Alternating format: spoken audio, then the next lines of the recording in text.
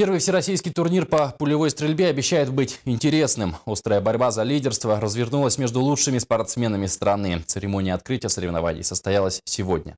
Ее посетил наш корреспондент Александр Колмогоров. Открытие турнира состоялось сегодня в ДЮСШ номер 5 города Якутска. Главный организатор, компания «Алмазы Анабара» совместно с Минспорта Республики не первый раз проводит подобное соревнование. Но нынешний турнир имеет всероссийский масштаб. В частности, соревнования обслуживают 5 судей международной категории. В основном были ваши национальные виды спорта. Это куропатка. Естественно, выиграли ваши спортсмены. Они более подготовлены, более быстрые, более ловкие, более меткие. Стрельба была винчестер, тоже на скорость, тоже, опять же, ваши спортсмены.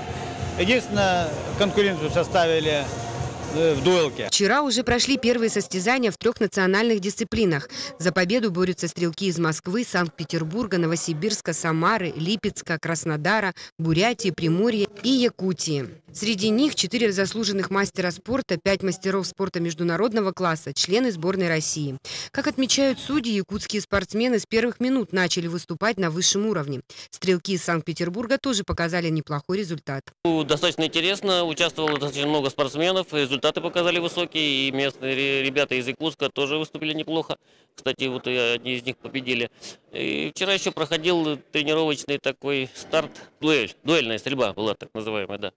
И тоже поучаствовали в ней. Ну, немного людей приняло участие, конечно, но было интересно, весело, болельщики поддерживали, и все прошло хорошо. Сегодня в ДЮСШ номер 5, где прошла церемония открытия, проходят стрельбы из пневматического ружья и пистолета.